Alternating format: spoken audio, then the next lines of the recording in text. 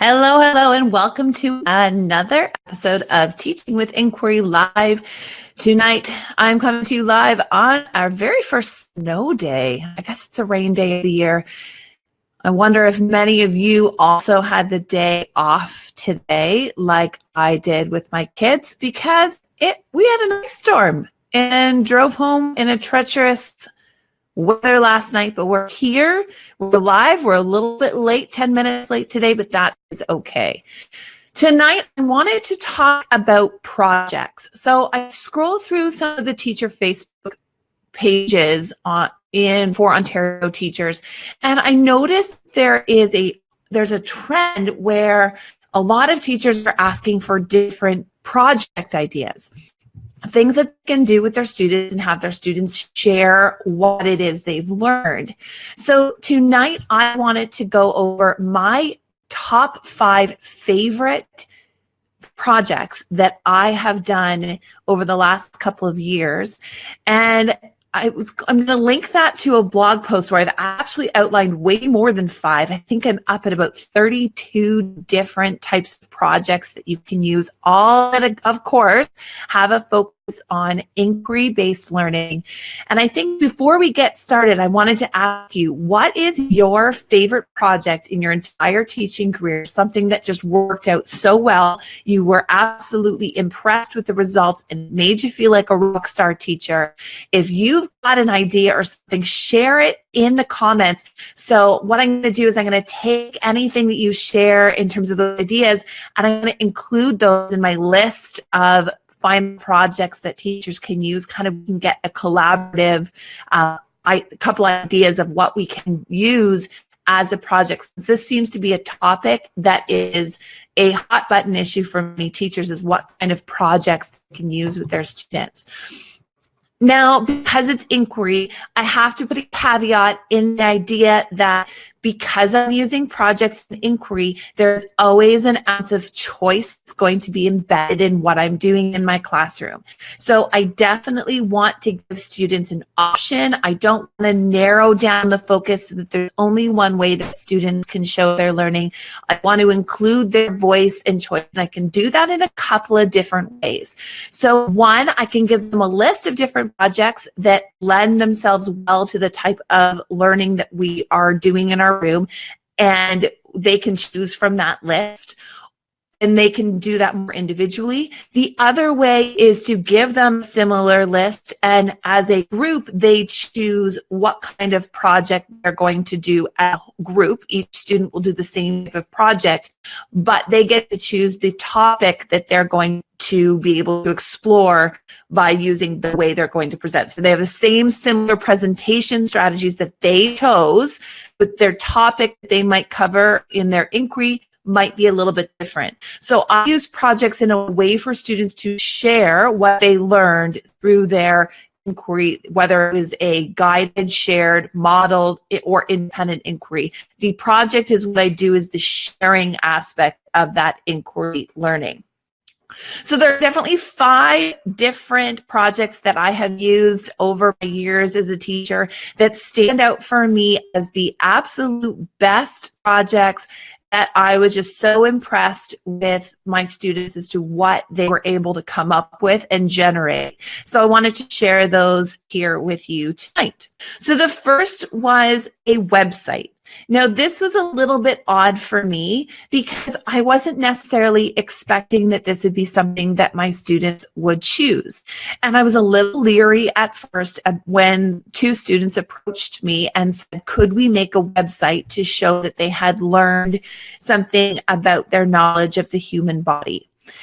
And I was a little worried as to how that was going to work out, because I wondered about their technical aptitude of being able to construct a website. I wondered how much work it was going to take me in terms of teaching them how to do it.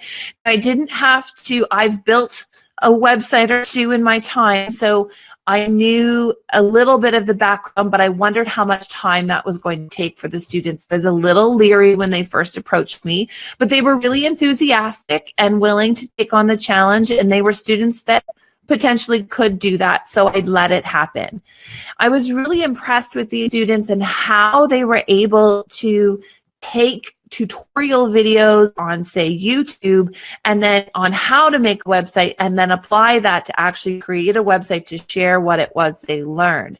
And they shared about a human body system, and they put research, they wrote all of their own content, they added some photos to their website to help them accentuate it. They had multiple pages and places that we could click through that was able to cover the success criteria that we had identified, and they were able to explain their thinking. Now, the big thing for this is that for me as a teacher, it taught me a really valuable lesson that I need to be able to trust my students, that if they've got an idea, I can let them go with it and something amazing can come out of it.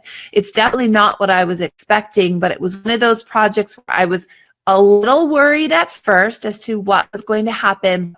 Then I was convinced by the end of it that giving them that freedom and that choice was definitely worth it in the end, because they did put together a pretty good website. The 2 different websites that were created by those 2 students, they did a pretty good job for a pair of 10-year-olds. So I learned something myself as a teacher, is to maybe let go a little bit and don't let my anxiety or worry overwhelm me when students come up with an idea that they really want to explore and go ahead for. The second project in my teaching career that I was really excited about having my students work through, and it was one of those ones, again, helped me solidify for as a teacher that inquiry was definitely worth my time and effort to put into it.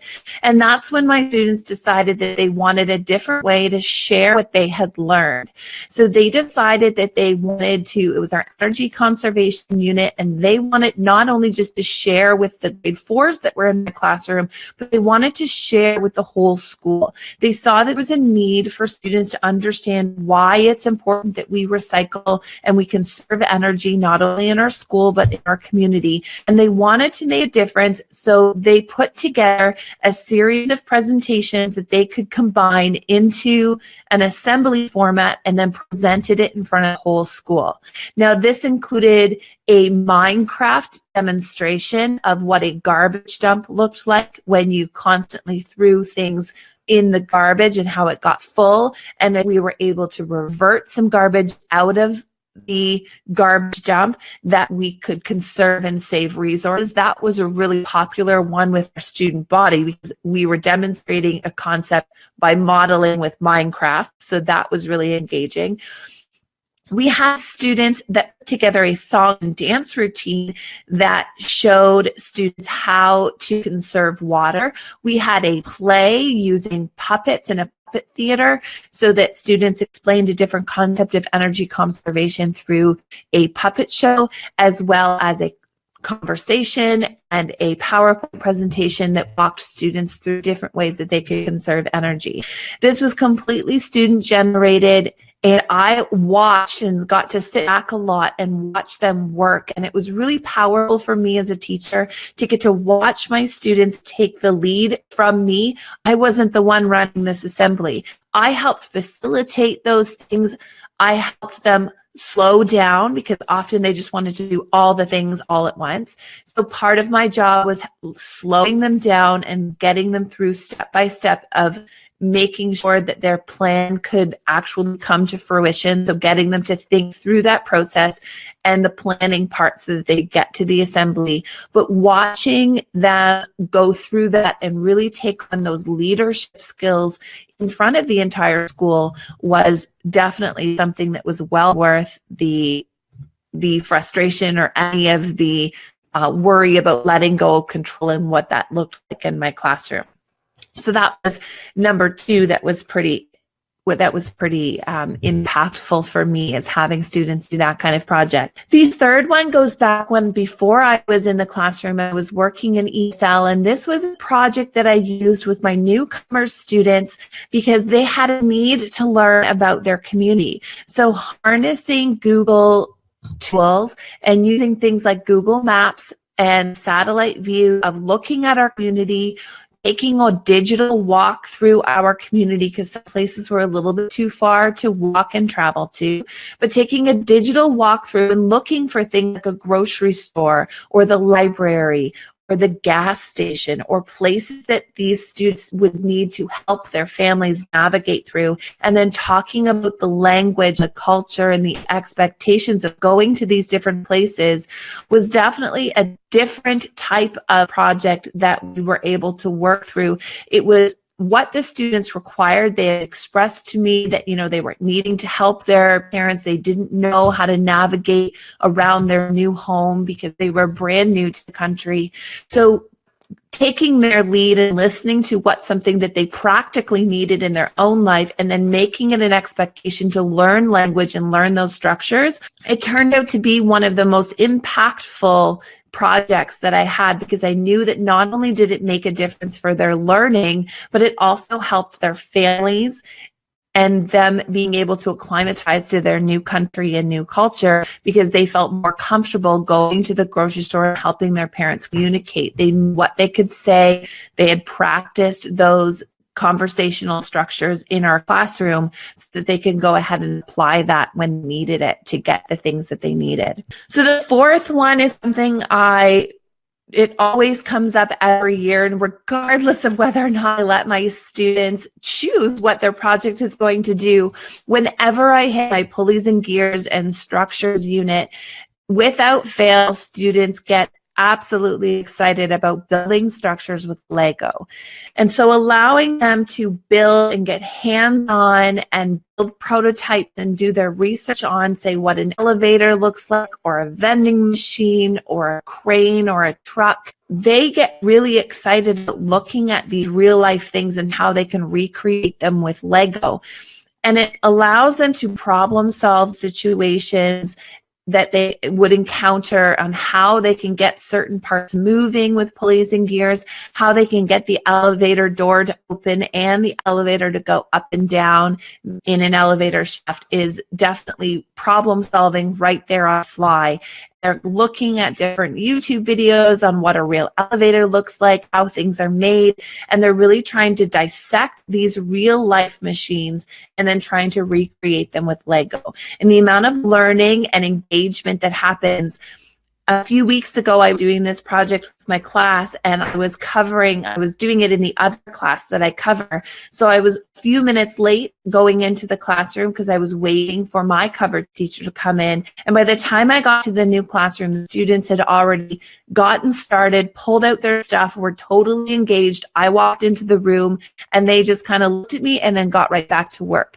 That is engagement at a whole new level when they don't even need you to be motivating them to do it. They are just so engaged that they can't wait until it's science time for you to get there so that they can get started. And that is the goal, I think, for these projects, is we want the engagement to be really high. We want our students to be buying into what they're doing.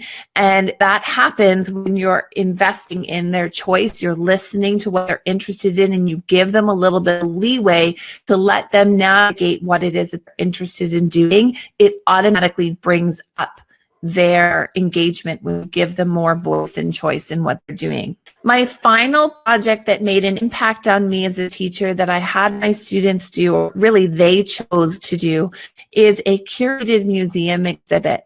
So we went to our local museum and they talked about how they come about making a exhibit at a museum and how they take pieces that can tell a story and they can connect those pieces together. Now, my students were learning about First Nations and early European explorers at the time. So being able to take that lesson of how objects are curated at a museum and bring that back to our classroom created a groundwork for what it is that they were then going to create in the classroom. So they had the choice of what kind of object they were going to curate and they were going to collect for our classroom museum. And then they constructed it because we didn't have access to artifacts. So they had to construct their own piece that would go into our classroom museum. Now, some ended up doing dioramas. They would show a model of first contact or of a problem that occurred when First Nations and early European explorers made contact. So they did models of that. I had other students that would make an artifact. So they made a weapon or utensils that told a specific story. And then those students shared with me and their classmates what those represented and how they were representative of early contact between those two groups. And they demonstrated some of the conflict and changes that occurred within those two groups through the storytelling of the object that they created. So for me, there was a lot of choice in that project. And again, they were highly engaged. They ended up partnering up in really authentic ways, which was interesting for me to watch because they could choose if they wanted to work individually or with a partner. But students ended up coordinating with one another based on interests. So those that were really interested in the smallpox epidemic, they ended up partnering together. And these were students that traditionally probably never had partnered before in my classroom, but they were able to partner up and come up with a very interesting diorama of the smallpox contact or what happened with smallpox. And they used plasticine, and it was a traditional diorama. They applied it in a different way to fit into the museum curation that we were doing. So sometimes it's a matter of them taking those traditional projects that we probably had as students and kind of applying it in a different context. And it was their choice to how they were going to present that information into the classroom. So giving them the choice of, okay, we're going to have a curated museum. You choose how you're going to contribute to that event. And then they had to choose, and then they were choosing different avenues that I could have just said, okay, everybody do a diorama. So I was talking about my final project where students were curating a museum exhibit. And the learning that I got from that event was that students were able to show me what they learned, but the way that they showed me was relevant to them.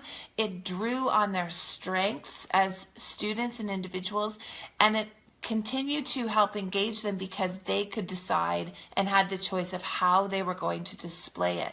And it ended up using a lot of unique materials. We had some students using some of the found materials in our classrooms, such as we had saws and clamps. I don't even know where the saws and clamps came from. I think they were kind of a throwback to maybe 20 years ago. They were fairly old in the classroom.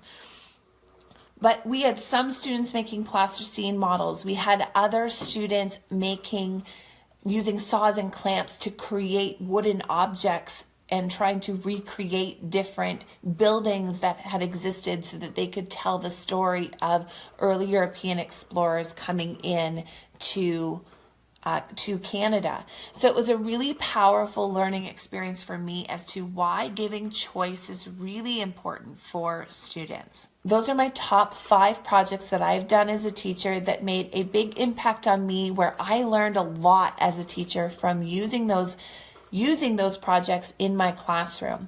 So I've written out 32 plus other different types of projects that you can use that lend themselves well to inquiry, so that you can give your students choice in the classroom so that they can demonstrate their knowledge in a really authentic way. And that's going to be on my blog. It'll go live in probably like 20 minutes after I go and plug my computer back in so that it's not dead anymore. And that will be live on my website at www.madlylearning.com. So go ahead and check that out so that you can see not just the 5 that I've talked about, but 32 plus other projects that you could use for science, social studies, math, language, and art, and everything else that it is that you have to cover. So those again will be up live on my website at www.madlylearning.com. If you want the show notes for this show or the links to the replay videos, podcasts, and YouTube show. You can get all of that to this show's. This is episode 46 of this, and you can find that at www.teachingwithinquiry.com.